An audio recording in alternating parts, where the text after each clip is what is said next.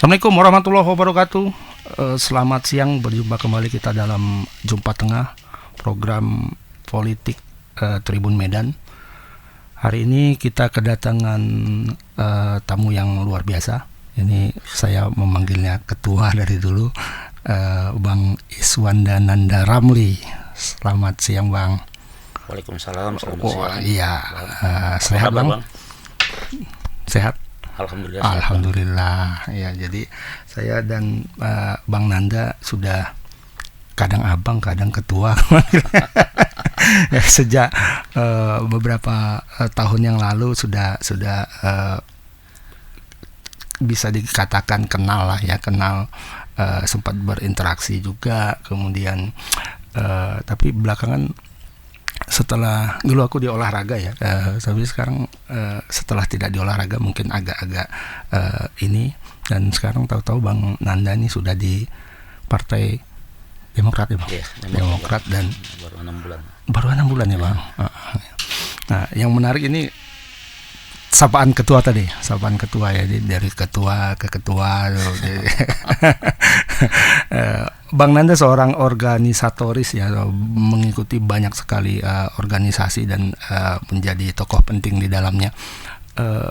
Mungkin kita ingin tahu, Bang, ini awalnya Abang kan pastinya kan tidak langsung ke organisasi. Sebelumnya apa, Bang?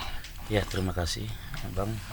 Saya sebelum bergelut di organisasi pemuda, awalnya saya waktu itu UMKM. Artinya berjualan. Dulu namanya belum UMKM tuh ya. Sekarang ini UMKM. Iya. Berjualan di pinggir jalan. Oh, iya. Tepatnya di Jainul Arifin, Simpang Tarumah, yang itu ada bioskop Metro pada waktu itu. Usia Jainul Arifin saya itu kawasan Kampung Kling ya, Kampung Madras. Oh, sekarang namanya Kampung Madras ya. Iya. Jadi waktu itu usia saya masih 13 tahun. Masih sekolah ya. Masih sekolah SMP kelas 3. Itu di SMP Negeri 1. Ya. Kenapa saya berjualan? Pada waktu itu ayah saya meninggal dunia, dan kami berkeluarga sebanyak 9 orang. Dan saya laki-laki yang paling besar pada waktu itu. Saya memberanikan diri karena situasi dan kondisi. Saya coba berjualan ya dari mulai SMP itu. Saya pulang sekolah sampai pukul 3 pagi. Sampai jam 3 pagi. Karena kebetulan di tempat saya berjualan itu ada beberapa tempat yang setiap malamnya itu dulu mungkin masih terkenal dengan Danau Toba, Bali waktu itu, sama Anda waktu itu restoran. Restoran. Iya. Malam. Jadi boleh tahu jualan apa itu, Ketua? Saya jual rokok. Jual. Iya. Jual rokok. Jadi sambil berjalan waktu SMA kelas 1, saya lihat saya harus berorganisasi. Kenapa? Satu, dari segi finansial orang tua yang ibu sudah tidak menyanggupi juga dengan kebutuhan itu. Jadi saya lihat memang harus saya berorganisasi, mencari teman, mencari sahabat, teman. Saya mulai pada waktu itu di tahun 1985. Saya ikut di organisasi Angkatan Muda Pembaruan Indonesia. AMPI. Waktu itu masih kecamatan itu, waktu itu di Medan Pulaunya itu belum masih Medan Baru.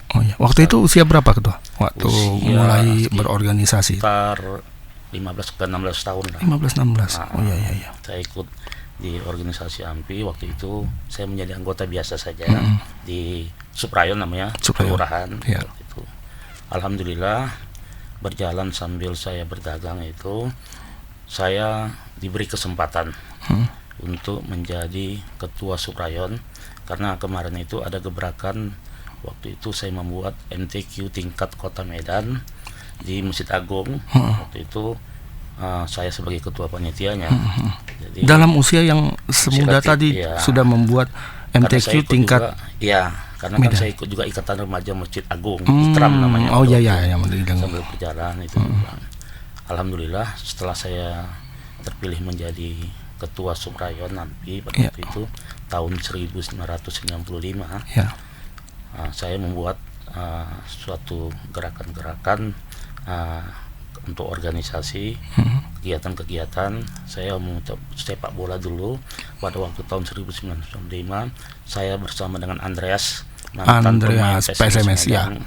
Begitu juga dengan kawan-kawan yang lain pada waktu itu. Insinyur Gunawan Bestari, Jolwan Hermatondang, kami mendirikan sekolah sepak bola generasi Tunas Harapan. Oh, itu ketua yang mendirikannya generasi. Itu salah satu mungkin Tribuners perlu tahu, generasi itu salah satu cikal bakal SSB di Sumatera Utara ya. Berarti itu ketua yang mendirikannya awalnya. Mendirikan pada waktu itu. Alhamdulillah, walaupun pada waktu itu tiba-tiba saya dipanggil oleh Pak Camat. Saya diangkat menjadi kepala lingkungan tanpa minta. Pada waktu itu kepada almarhum Dr. Andus Barumsah. Selang begitu tahun 2000 saya terpilih menjadi tahun 1998 saya terpilih menjadi sekretaris AMPI Kecamatan Medan Polonia. Musyawarah di tahun 2000 saya terpilih menjadi ketua Rayon AMPI Kecamatan Medan Polonia. Tahun 2005 kalau dari organisasi memang saya terus berangkat. Pada waktu itu 2005-2010 saya terpilih menjadi wakil ketua pada waktu itu, wakil ketua AMPI Kota Medan. Dan selanjutnya pada tahun 2010-2015 pada waktu itu 2000 sampai 2010, 2011, 2016 saya dipercayakan menjadi ketua AMPI Kota Medan. Kota Medan ya itu saya waktu itu sering berhubungan sama ketua itu pas sudah jadi ketua dan wakil ketua ya. Ketua ini selain tadi untuk mencari teman katanya ketua sampaikan awalnya, itu kira-kira apa lagi sih di organisasi ini yang menarik sama ketua sehingga waktu itu memilih aku mau ikutlah organisasi itu kan. Dan satu lagi, kenapa milih AMPI? Ya, pada waktu itu memang di tempat kami di Kampung Madras ya, itu memang ada senior-senior kami, kebetulan Kang Rauna, Mendiang Irwan Manalu itu mengajak saya duluan kan untuk bergabung ke situ. Jadi saya terus berjalan, alhamdulillah terus berjalan. Memang kalau kita lihat di organisasi ini banyak sekali teman, sahabat, ya kan. Saya ingat pada waktu itu dulu di Kota Medan ini ketua-ketua AMPI kecamatan itu banyak memegang beskop seperti di Beskop Ria, Jelita, Bang Edi Regar pada waktu itu, Pasar Ibu di Riang kan gitu. Itu memang disambut dengan Bang Robert Sitomorang kan. Artinya teman-teman banyak sekali di pasaran, termasuk di Petisah dengan almarhum Doris Napitupulu. Jadi saya cepat bergabung. Saya rasa jadi gampang kan, kemana-mana bisa teman banyak, sahabat banyak, ada masalah-masalah di lapangan bisa diatasi gitu.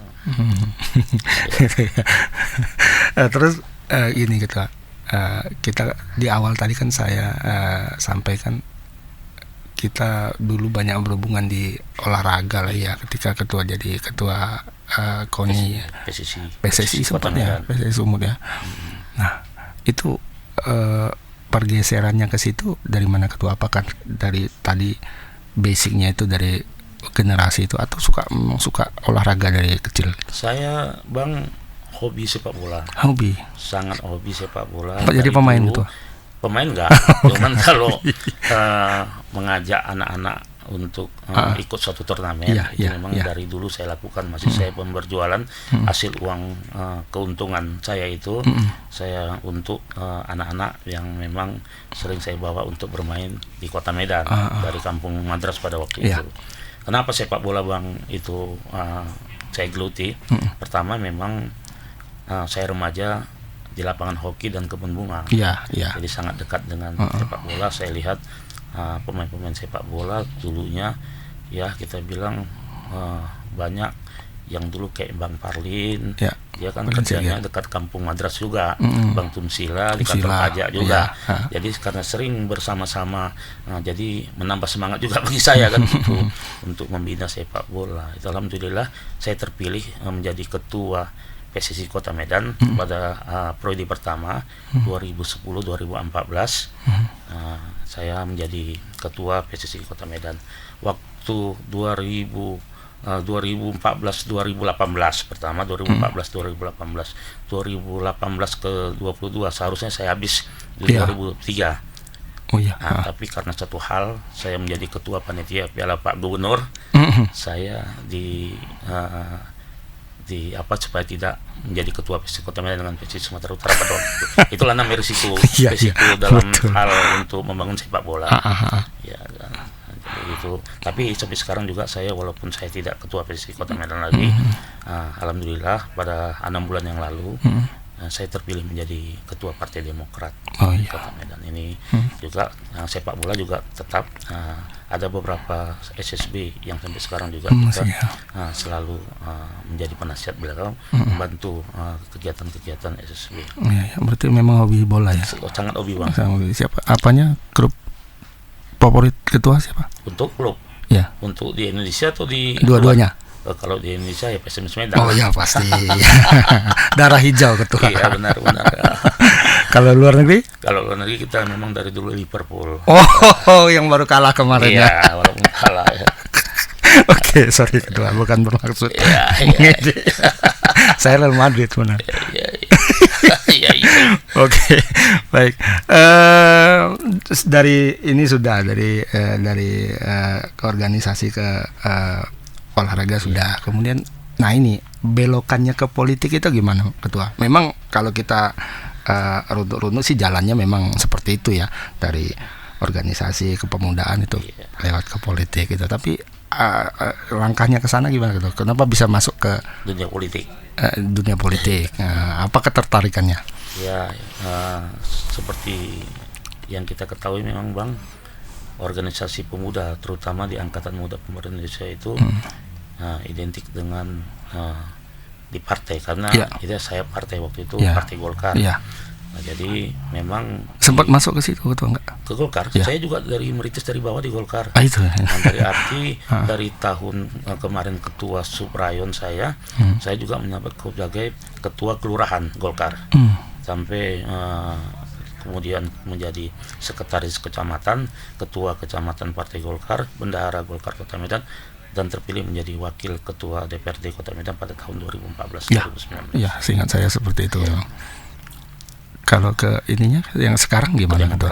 Ya, kebetulan pasca kemarin memang waktu kegagalan kita di DPRD Kota Medan, di samping itu kita lihat Demokrat ini memberikan peluang bagi kita dalam arti untuk kita bisa bernaung di Partai Demokrat. Alhamdulillah, kebetulan saya ketemu dengan Ketua Lokot melalui Endri Pohan. Kita menjumpa Ketua Sumatera Utara, membuka pintu bagi saya untuk menjadi kader Demokrat Kota Medan. Ya. Ini udah berapa lama Ketua tadi? 6 bulan Mas. 6 bulan ya. Sepanjang 6 bulan ini kira-kira apa yang sudah Ketua lakukan di Demokrat? Yang pertama, yang namanya partai, kita harus membenahi internal dulu dalam hal konsolidasi.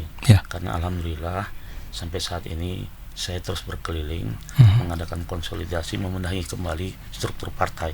Karena ini salah satu arahan dari Ketum AHY dan juga Ketua Lokot agar mesin partai dihidupkan kembali. Memang ini yang kita kerjakan selama 6 bulan ini. Alhamdulillah sudah 14 menuju ke 15, nanti minggu depan sudah kita musyawarahkan. Begitu juga ranting, sudah hampir 80 kelurahan sudah kita konsolidasikan. Jadi itulah langkah awal.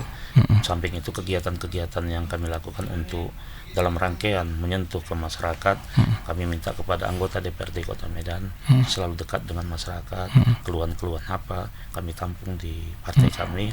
Kami buka itu setiap 2 minggu sekali, ngopi bareng sama kawan-kawan. Di situ juga ada beberapa hal yang dirasakan oleh masyarakat. Dalam hal ini banyak pengaduan-pengaduan masyarakat kepada seluruh kader-kader Demokrat, itu kita tuangkan dan kita respon untuk langsung kita bersilaturahmi dengan DPR di tempat kita, kantor Demokrat, baru kita realisasikan.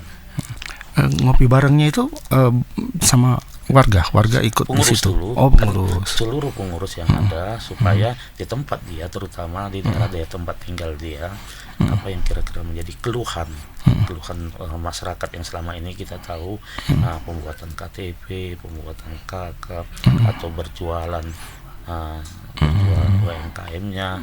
Kalau dulu saya memang di DPR, saya selalu membantu menyampaikan kepada pemerintah kota, kadang-kadang kan UMKM ini perlu seteling atau kompor, gasnya atau apa yang lain. Itu selalu saya sampaikan ke Dinas Pangan dan Dinas Koperasi.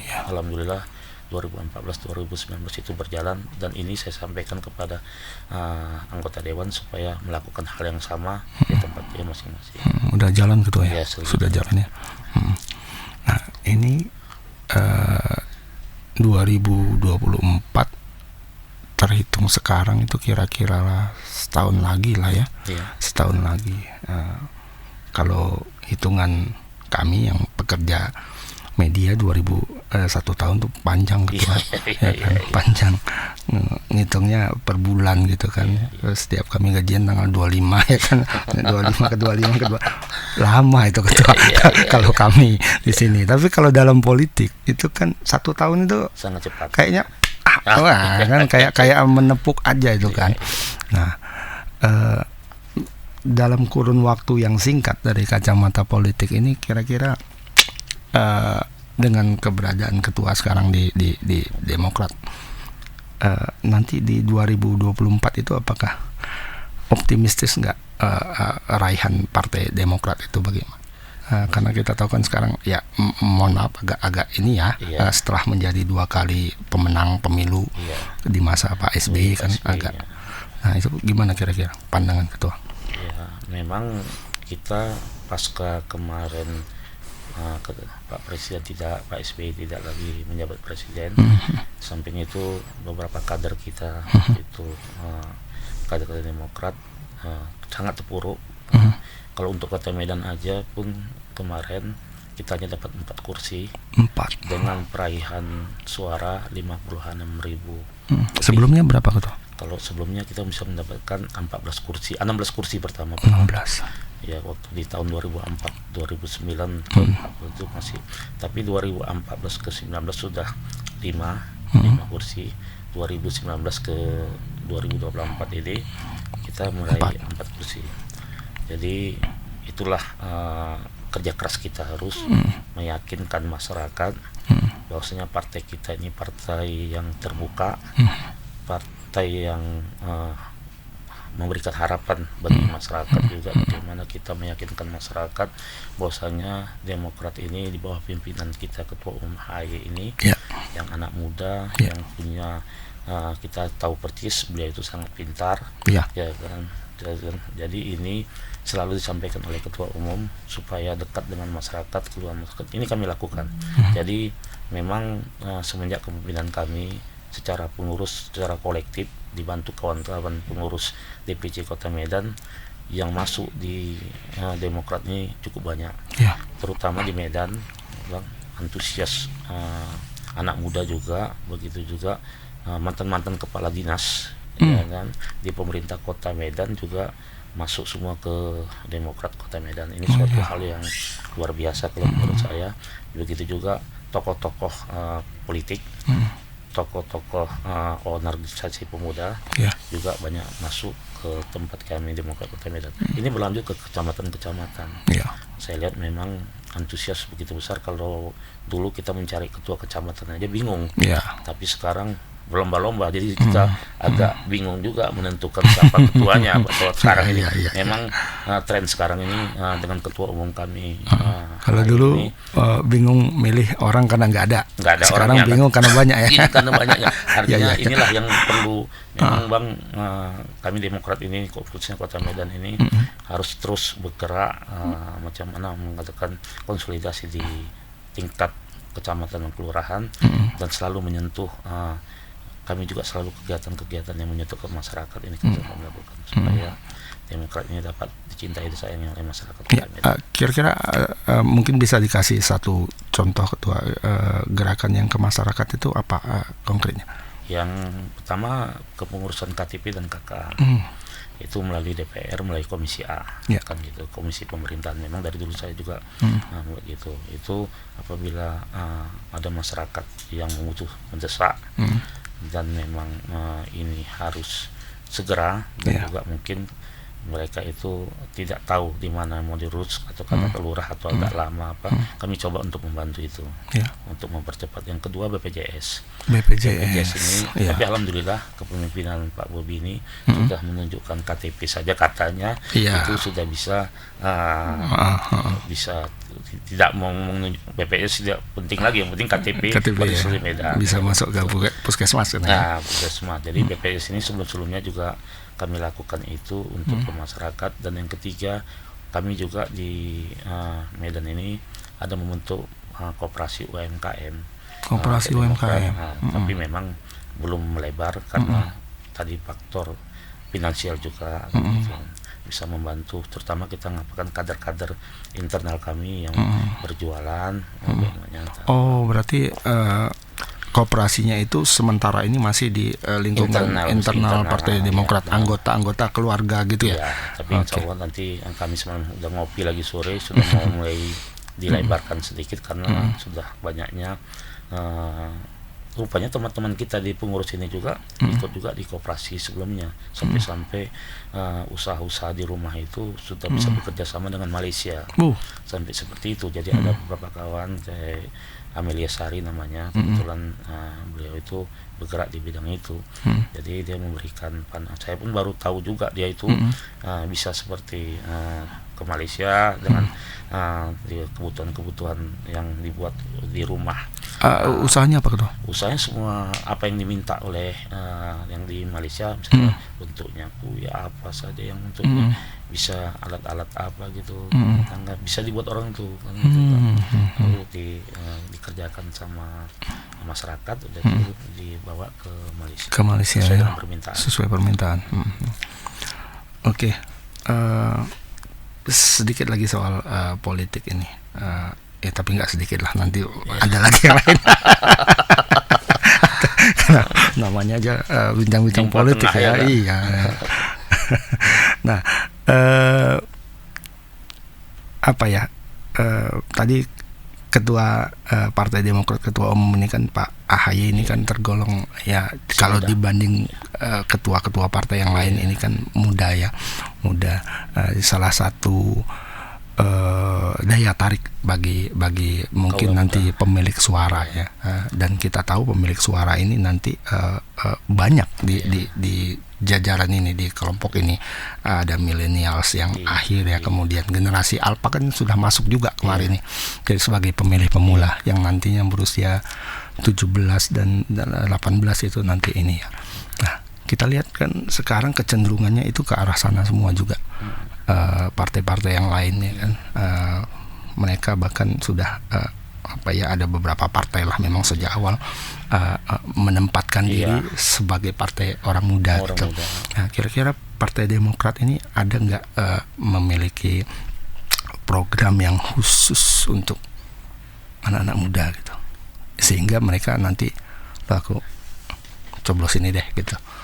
Kalau Bang, secara ini disampaikan oleh Ketua Umum HY, dalam perekrutan kepengurusan itu harus dilibatkan kaum milenial, kaum misal chat itu kan, itu sangat memang itu selalu disampaikan oleh Ketua Umum. Jadi memang di kepengurusan kami ini banyak anak muda berkreasi, dan juga ide-ide mereka itu mengangkul kawan-kawannya, teman-teman sahabatnya, kegiatan-kegiatan ada. Memang dalam waktu dekat ini kami membuat kegiatan yang bentuknya musik kan gitu. Musik, konser gitu? Ya, bukan konser, tapi di sekolah-sekolah yang mana yang dicoba dulu. Kalau itu diizinkan oleh kepala sekolah kan di situ. Semacam les atau apa gitu? Ya, sekaligus anak-anak muda ini yang tampil kan gitu. Gitu. Karena kita lihat memang mereka ini harus dibeli ruang gerak, gitu. Karena pemikiran mindsetnya, gagasannya itu banyak juga yang luar biasa anak muda ini kan. Jadi malah kami memberikan kesempatan juga kepada anak-anak muda ini untuk bacalek nanti di Demokrat Kota Medan. Itu dalam kalau itu 30% kan harus perempuan. Oh iya. Nah, tapi ini kami tambahkan juga setiap dapil itu harus ada kaum milenial. Nah, anak muda yang bisa untuk supaya menambah semangat bagi mereka, bukan saja masuk partai ini sambil belajar, sambil orang itu bisa, anak-anak muda ini bisa melihat partai yang kira-kira dekat dengan anak muda ini. Perlu kita kembangkan sekarang. Baik, menarik sekali paparan dari Ketua Nanda. Mungkin setelah ini akan ada yang lebih menarik.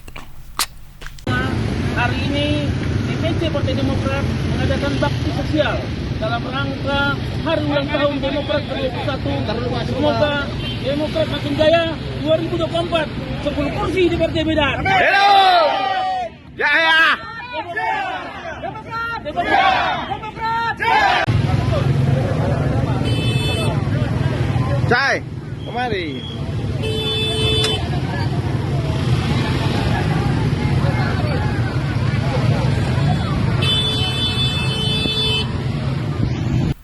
Baik, kita kembali perbincangan dengan Ketua Nanda Ramli. Selain musik ada lain, Ketua? Yang lain? Yang selain musik, kemarin juga kita untuk milenial membuat kejuaraan di GOR Jalan Pancing.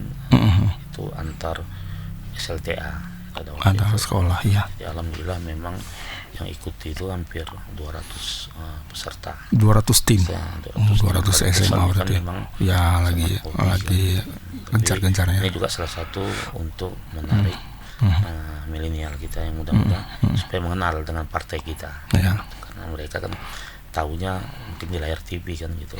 Tapi dengan ada gerakan-gerakan itu, jadi mereka juga kita libatkan. Alhamdulillah memang kita kemarin itu juara-juaranya waktu itu kita tidak hanya menjanjikan juara aja sama trofi, tapi karena semangat kita lihat anak-anak muda ini, kita berikan juga sepatu-sepatu futsal untuk mereka. Jadi ditambah juga semangat mereka, dan malah mereka ingin masuk Demokrat kan. Kita bawa makan bersama, habis keesok harinya. Itulah salah satu untuk daya tarik untuk milenial. Oke. Baik, menarik ya, ada musik, ada olahraga ya, terutama futsal yang memang sangat populer. Mudah-mudahan ya bisa menjadi penarik bagi generasi yang lebih muda lah. Nah, kita mungkin geser sedikit Ketua ke politik tingkat nasional lah, ya kan. Nah, di 2024 ini kan seru nih Ketua. Nama-nama sejauh ini sudah mencuat lah, kita katakan lah ya, kalau boleh sebut ini ada sejauh ini ada 3 nih. Ada Pak Prabowo, kemudian ada Pak Anies, dan satu lagi Pak Ganjar. Nah, jadi di antara ketiga orang ini kan ini semuanya kayaknya sempat bertamu nih sama Pak sama Pak AHY, sempat berkomunikasi, ya kan. Nah, kira-kiranya ini kalau menurut pandangan Ketua sebagai orang Demokrat lah, ini Pak AHY akan menjadi orang nomor 4 dari sini atau pendamping dari salah satu 3 orang ini? Kira-kira gambarannya sejauh ini ini kan walaupun 1 tahun itu singkat dalam politik, tapi ya dalam waktu yang sangat singkat ini banyak sekali perubahan bisa terjadi ya. Tapi sampai sejauh ini kira-kira gambarannya nggak? Kalau saya menilai ketika tokoh yang sampaikan Abang tadi, Pak Prabowo, Pak Anies, dan juga Pak Ganjar ini adalah tokoh nasional yang kita tahu memang ketiga-tiga ini adalah putra terbaik kita juga di Indonesia. Tetapi bagi kami Partai Demokrat ya, sudah diputuskan oleh Ketua Umum kami bahwasanya Demokrat mendukung Pak Anies menjadi presiden. Ini harus kami ikuti karena ini adalah platform partai. Kalau sudah ketua umum yang menyampaikan, kami di bawah ini khususnya di Medan loyal terhadap pimpinan kami, karena kita berharap juga wakilnya itu dari ketua umum kami kan, gitu ya, biar kami bekerja juga lebih walaupun ada tokoh-tokoh lain, tapi kalau saya ditanya mengenai siapa yang sosok, tapi ya ketua umum kami lah untuk menjadi wakil presiden. Berarti Pak Anies dan Pak AHY ya, pasangan yang muda, dua-dua muda ya. Ya, memang secara memang kalau pakai bahasa bisnis menjual ya, pasangan yang sangat menjual nih, satu muda dengan dengan intelektualitasnya dan nasionalis ya. Kita kalau kita lihat yang lain kan hampir sama dengan Pak Aniesnya kan, kalau AHY ini kan solid diterima oleh siapa saja warga Indonesia. Beliau itu karena saya lihat beberapa Facebook dari beliau, saya lihat itu beliau itu peka kali terhadap siapapun. Saya lihat mau suku apa, agama apa, beliau itu selalu bersama, selalu hadir kegiatan-kegiatan itu. Suatu hal yang solid, dan itu ketua umum kami bangga juga kita seperti itu. Termasuk kalangan kalangan perempuan ya, terutama kan dia bilang, ibu-ibu ya. Salah satu kan identitas itu kan dia kan tidak setuju dengan itu, politik identitas ya. Itu salah satu juga suatu hal yang menarik bagi kami, karena kita di sini di masyarakat khusus Medan, dulu kita bicara nasional, kita ini kan semua beda agama, beda suku, tapi kan semua kita rakyat Indonesia, dan kita semua memang harus bersatu, jangan ada terpecah-pecah. Kalau pilihan itu berbeda tidak masalah, tapi pada akhirnya apapun yang menjadi pemenang sebenarnya harus kita dukung. Iya. Nah, Ketua, ini kembali lagi ke jarak tadi ya, jarak ke 2024 nanti. Sejauh ini saat ini kan Demokrat itu berada di luar pemerintahan ya. Bisa kita katakan oposisi. Nah, sepanjang berperan itu memang dalam demokrasi kan memang sangat wajar. Bahkan harus ada sebenarnya oposisi ini, penyeimbang kan. Nah, tapi dalam rangka dekat kepada hari pencoblosan lah, katakan seperti itu, apakah sikap sebagai oposan atau gaya-gaya oposan yang ya pastilah kalau oposan itu kan banyak bersuara yang berseberangan, katakanlah berseberangan dengan itu ya, dengan kebijakan partai pemerintah atau pemerintahnya sendiri ya. Nah, dalam situasi mendekati pemilu seperti sekarang, apakah kira-kira menurut Ketua ini masih ideal nggak gaya-gaya seperti ini, atau tanda kutip agak melunaklah sedikit untuk bisa memancing pemilik suara itu, karena kan kayaknya tidak semua orang suka dengan yang ribut-ribut, katakanlah seperti itu ya, terutama anak-anak muda. Anak-anak muda kan nggak suka, Ketua, ya kan, maunya peace, damai, slow, santai gitu kan, santuy ya. Sekarang enggak ngapain berantem seperti itu ya kan. Nah, apakah kira-kira akan ada perubahan ke arah itu enggak? Yang jelas Bang, kalau kita lihat di Partai Demokrat ini kan kita memang partai oposisi di luar pemerintahan. Ini sudah 10 tahun, hampir 10 tahun kita menjadi partai oposisi. Waktu sebelumnya 2004-2009, begitu juga 2004 kita 2 periode menjadi pemimpin Pak SBY. Jadi mengenai oposisi ini wajar kalau menurut kita Bang, karena pasti apapun yang dikerjakan oleh pemerintah kalau itu baik ya harus didukung. Contohnya IKN, saya lihat ketua umum kami mendukung juga waktu pembentukan IKN, dan beberapa yang dilakukan oleh Pak Jokowi juga beliau. Tapi memang namanya kita sebagai partai oposisi yang kira-kira yang kurang dengan masyarakat, dan ini juga harus disuarai. Betul. Yang disampaikan oleh ketua umum kami, mungkin menyampaikan kepada pemerintah itu kan hal yang menurut pandangan saya hal yang wajar, tapi kan belum sampai ke batas-batas yang paling pun yang memanasi ini. Saya tengok di bawah aja, karena partai oposisi dan partai pemerintahan di koalisi. Sebenarnya saya rasa kalau bagi ketua umum kami, karena saya sudah 2 kali ketemu beliau, memang selalu merespon apa yang disampaikan di pemerintah di mana kita, tetapi apabila kebijakan itu merugikan masyarakat, bukan rakyat, wajib kita melakukan hal ya kritik ya. Berarti garis katakanlah garis komando secara umum tidak perlu terlalu jor-joran gitu ya. ya. Karena memang Bang, karena gini Bang, memang ini kan sekarang kita ini yang harus kita jaga di dalam politik, terutama kota Medan kita. Ini kan di Medan ini sangat damai. Iya, betul. Organisasi baik itu juga masalah agama, kan kita selalu dekat. Kayak saya juga, walaupun saya Islam, teman-teman saya banyak Kristiani. Ya. Dari dulu saya juga teman-teman saya boleh dibilang yang dekat tuh malah Kristiani yang dekat terus. Artinya itu kita nggak membedakan itu sebenarnya. Ya masalah politik, masalah agama ya silakan masing-masing, tapi jangan sampai gara-gara kita beda pilihan ini, apalagi yang kita dengar kayak dulu cebong sama apa, jangan ada lagi kan gitu. Jadi ini juga kita minta untuk kota Medan ini damai-damai lah, dalam arti ya kalau siapa pun memilih ya silakan aja Bang, namanya pilihan. Kita juga menjual apa yang kita partai kita, apa yang kita lakukan ya wajar-wajar juga Bang. Bagi ketua umum kami yang kami lihat memang sangat pintar, apalagi kami, karena kan saya 2 kali ketemu beliau, speak Englishnya, bahasa dia, intelektualnya, ngomong dia luar biasa. Saya juga berdua ketemu, saya tertarik kepada beliau. Pak Ahy kan lulusan terbaik di Akmil.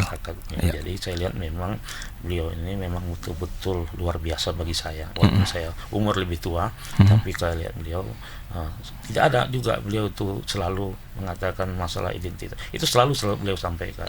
Yang kita program kita aja yang kita sampaikan. Betul. Apa yang kita lakukan terbaik untuk kita. Masyarakat bisa mencari masyarakat supaya bisa memilih Partai Demokrat. Ya.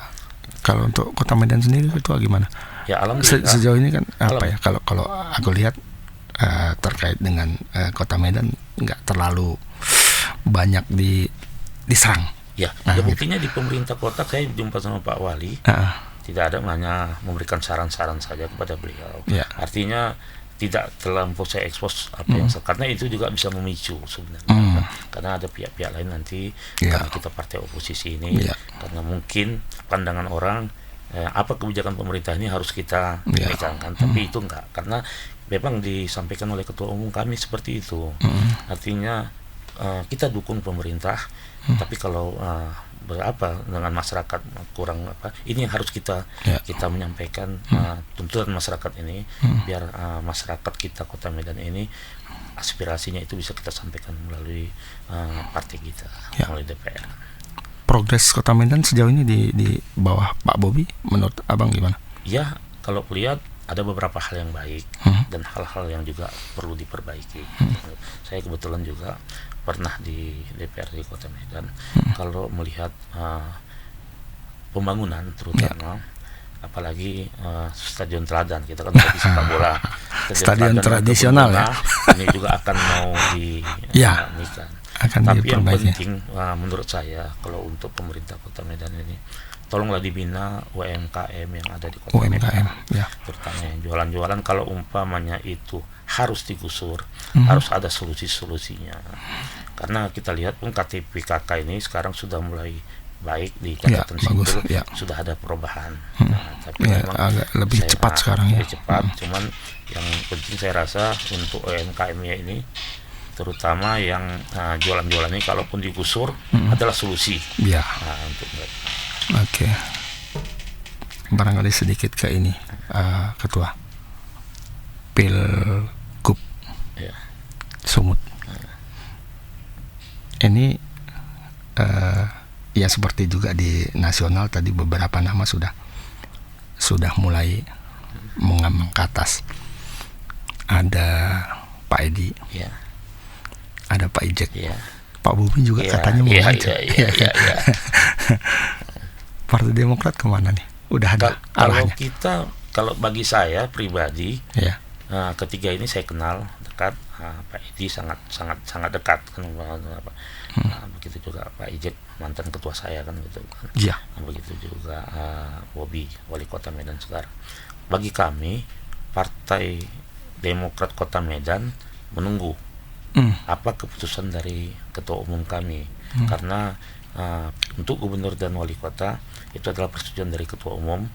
Kami dari DPP, selanjutnya nanti DPD ketua lokot yang menyampaikan juga kepada kami apa kira yang didukung oleh itulah kami apakan, walaupun kami ada memberikan pertimbangan nanti kami buat pertimbangan yang mana yang kira-kira cocok dan bisa dirasakan karena kan kita berada di tempat ini, Medan ini, mungkin minta pertimbangan dari DPP dan berarti belum ada lah ya. Belum ada. Nanti dikabari Bang. Iya. Oke, menarik. Oke, terima kasih Ketua. Tapi mungkin satu lagi nih. Ini Ketua kan awal basicnya dulu ada di olahraga ya. Kita baru saja memilih ada Ketua PSSI. Di bawah Pak Erick Thohir. Nah, menurut Ketua, kira-kira nanti Pak Erick bisa nggak paling tidaklah memperbaiki kualitas sepak bola nasional kita yang ya nggak bisa kita pungkiri masih belum bisa dikatakan lumayan pun belum bisa. Kalau menurut aku ya masih di bawah kata lumayan lah. Buruk, di atas buruk sedikit lah, agak lumayan gitu ya kan. Kira-kira bisa nggak kalau di bawah Pak Erick ini? Kurasa abang kan juga salah satu pendukung olahraga sepak bola kan gitu. Kita tahu sepak bola ini karena saya juga pernah di PSMS Kota Medan dan sampai sekarang pun saya menjabat wakil manajer tim. Saya lihat memang banyak hal yang harus diperbaiki Bang, terutama wasit, sampai pengaturan selalu kita sampai tahu siapa yang akan menjadi ketua juara Liga 2 kan gitu Bang. Ini nggak rahasia umum lagi Bang. Kan Bang, kita kan itu ya, waktu itu ada kertasnya ini kalau ya kan Bang, itu kan abang kan juga paham juga dengan itu kan gitu. Artinya memang sepak bola ini harus kita perbaiki betul. Benar. Kita harapkan memang Pak Erick Thohir, tapi kalau bagi saya mengharapkan Pak Erick Thohir harus mundur juga dari menteri. Dari menteri. Kalau memang fokus ke sepak bola, walaupun Pak Jadian Hamali sudah menyebutkan akan mundur. Gitu. Ini juga memang mungkin ada perbaikan karena Pak Erick Thohir ini kita yakin juga bisa memperbaiki karena beliau ini sangat dekat dengan pipa. Iya, betul. Di atas beliau dekat, mungkin di bawah lah tinggal harus betul-betul diperbaiki, terutama. Ini info terakhir Ketua, pipa memberi dana katanya sama PSSI untuk membangun training center. Kan luar biasa ya, kan. Dan akan dibangun katanya di IKN. Oh, di IKN. Iya. Nah, berarti kan itu kan memang Pak Erick Thohir itu sangat dekat dengan pipa. Apalagi dia punya klub, pernah punya klub. Sampai sekarang juga ada memiliki klub. Artinya memang Erick Thohir ini harus kita bisalah mengatasi, khususnya kalau sudah pipa sudah ini tinggal ke bawah bagaimana pengaturan skor itu jangan ada lagi. Wasit juga harus betul-benar murni dan juga tidak ada lagi dia harus megang tim mana yang harus menang. Inilah harus diperbaiki. Kalau bisa Pak Erick Thohir itu jangan lagi dia mempunyai klub di Indonesia. Ya, betul juga pengurus yang ada di PSSI. Exco tuh. Saya rasa Exco ya kan. Karena Exco itu semua ada apa aja Bang. Abang kan tahu juga gimana Bang. Iya, betul. Iya. Jadi nggak bisa netral ya kalau kayak gitu. Oke, baik. Mungkin Bang closing statement Bang. Yang pertama, terima kasih kepada Pak Tribun yang telah memberikan kesempatan kita pada kesempatan kali ini. Kita harapkan ke depan sepak bola yang seperti ini bisa maju, dan kita harapkan kita mimpi menjadi salah satu peserta Piala Dunia. Jadi harapan kami kita mulailah dari bawah, dalam arti SSB ini digalakkan kembali seluruh Indonesia. Saya yakin bibit cikal bakal ini banyak sekali di daerah yang tidak terpantau, dan ini harus dilakukan oleh PSSI. Baik, terima kasih Bang Nanda Iswanda Nanda Ramli atas waktunya. Kami tahu waktu Abang nggak terlalu luang ya sebagai ketua partai. Ya, terima kasih Tribuners telah menyaksikan podcast Jumpa Tengah. Semoga memberi manfaat. Selamat sore. Assalamualaikum warahmatullahi wabarakatuh.